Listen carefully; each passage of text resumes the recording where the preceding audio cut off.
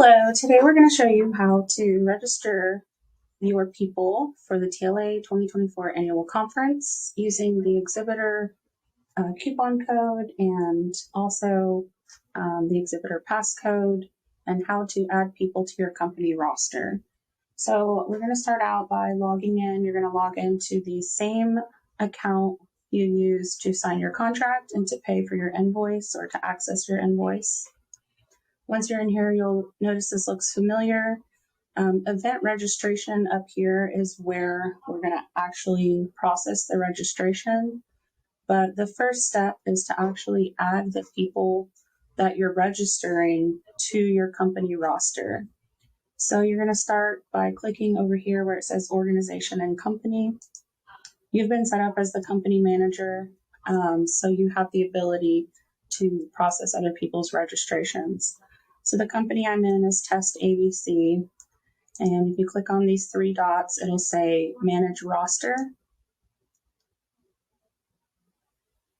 And this should pull up all of the different people that are a part of this roster so far. So I've used this company to test out a number of things. So you'll see we've got some TLA people on here, also some other test accounts. This is the account I'm actually in.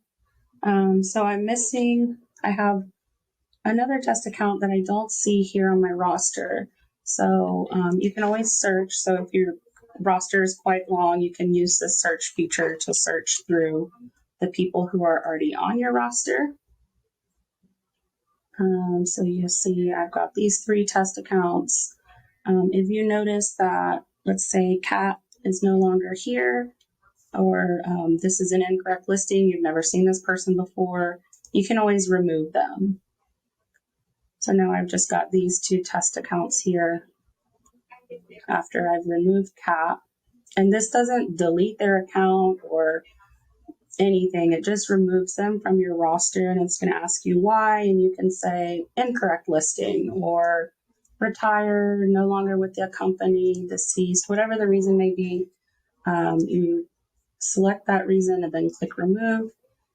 And that's a way to clean up your roster. But then, like I said, there's a person on here that I don't see.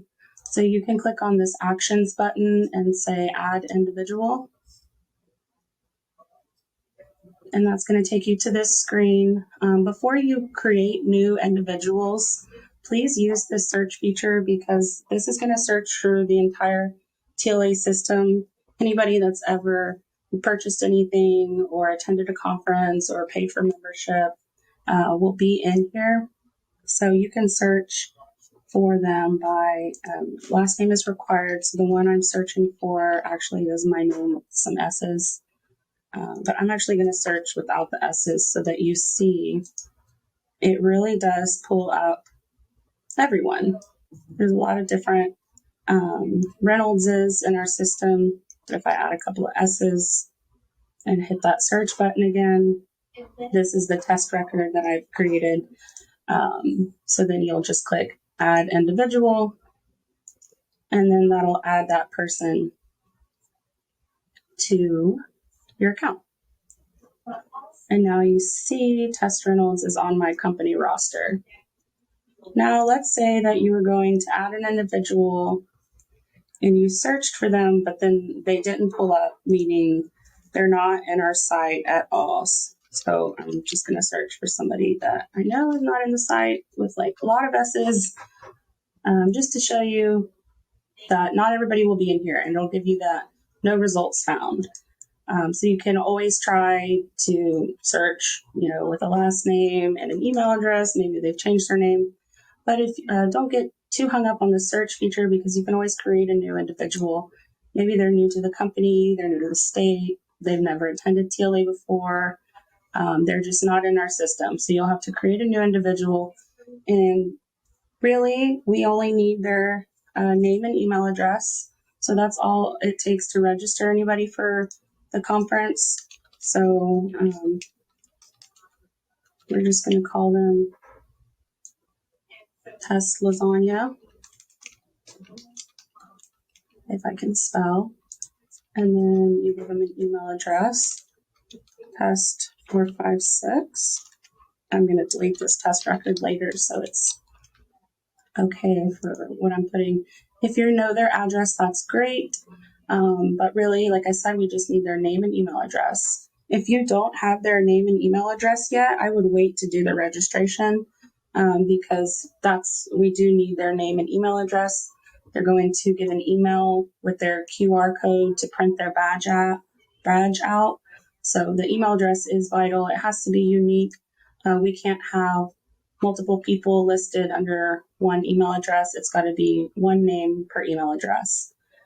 Company manager should only be used for people that'll be editing or paying for these registrations. So you're already the company manager, so I don't encourage you to set up somebody else as the company manager. Once you've put in their name and email address, you click submit.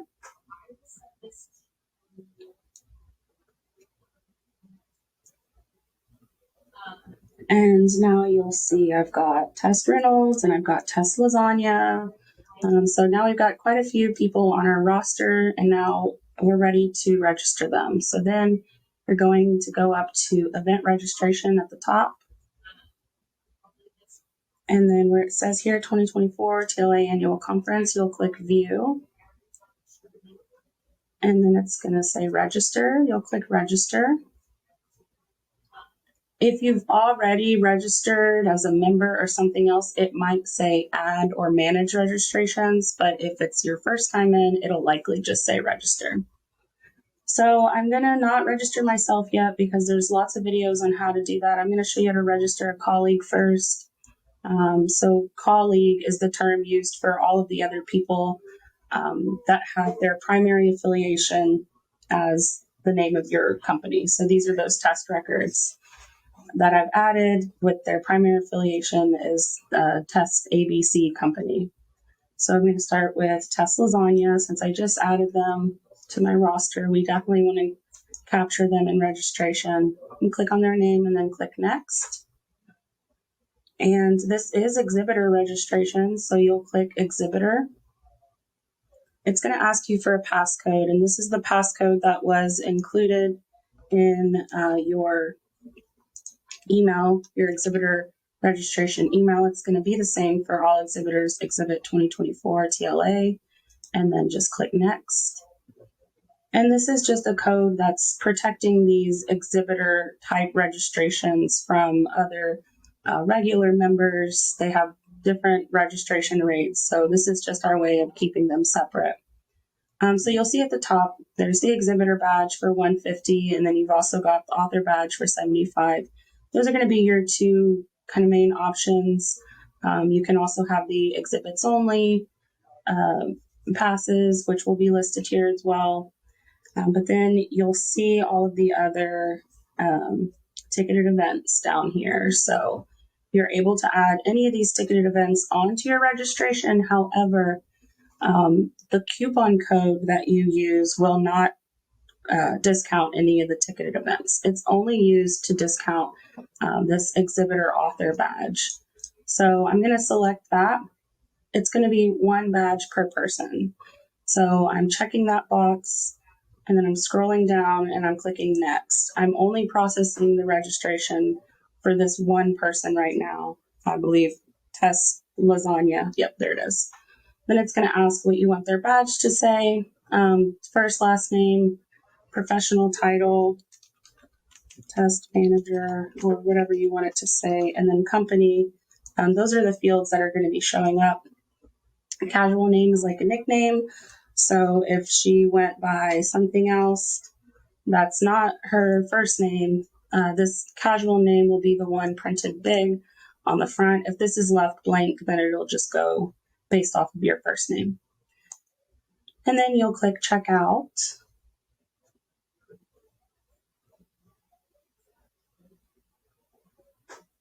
And you'll see there's one badge. Now we've got multiple people to add because you get so many free registrations based on the size of your booth. So we're going to add somebody else. So you'll just click add another registration and then view. You're going to repeat the same process, register,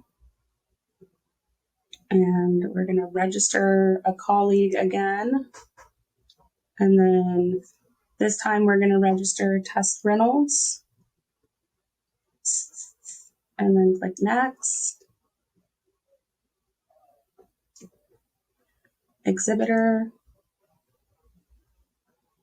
That passcode is going to be the same.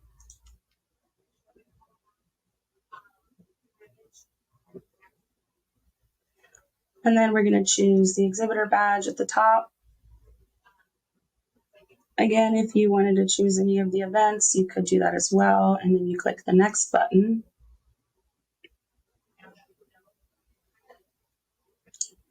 Here's the badge information that you'll complete, and then you'll click Checkout. It's going to automatically fill with your first and last name. So again, if you don't go by your first name, or you know this person doesn't go by their first name, go ahead and fix that for them. We'll definitely fix it on site. If anything's spelled wrong or misprinted, or they want to change their name, we can do that on site. So then I'm going to add one more registration for myself, since I will pretend to be the third free person. The example I'm going to be working on is someone, I say register for myself. We're going to pretend like I have a 10 by 10 booth, and so my coupon is only going to be used for 3 free registrations. Exhibitor, we're doing that same passcode.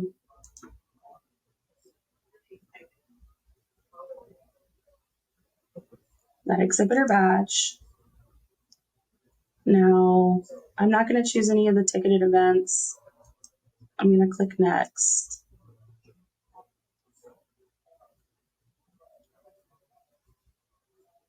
Badge preferences, those look good to me. I'm going to click Checkout.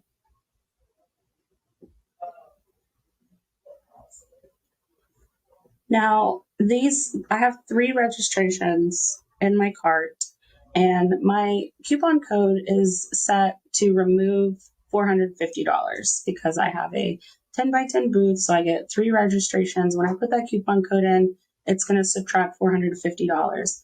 But let's say I wanted to add another person, and I'm okay with paying the $150 for them. You'll do this the same way. You'll click Register. I'm going to register a colleague.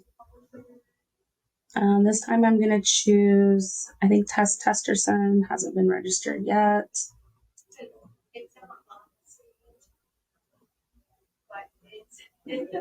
Exhibitor. That passcode.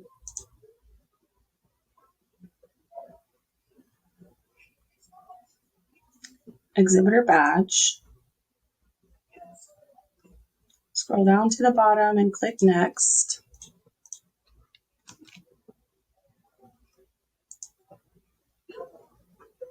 Badge preferences, however you'd like them, and then click Checkout.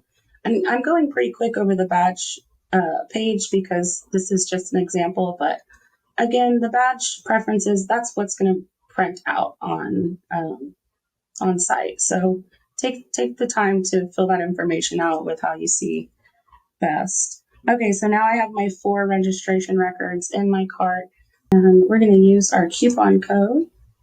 Apply that coupon code here, and you'll see it subtract. Coupon successfully applied. You'll see that $450 was removed. And then when you scroll to the bottom, you'll see your balance for $150 for that extra badge that you added. And then from here, if you have a saved payment method, perfect, you can go ahead and pay for that. Or you can add a new credit card or bank account. If you select the Bill Me Pay Later, it's going to create an invoice for you, which you will then have to pay with a check or credit card. So I'm not going to click Submit because this is a real saved payment method, and I don't want to charge my card $150. But after this is over, order confirmation will pop up when your payment is completed. And if you have any questions or this process is taking too long, please let us know. And if you're processing this for 27 different people, and it would just be easier for you to send us a list of those people. We can work with you. We understand it's our first year in the new system, and we want to make sure we get everybody in as easy as possible.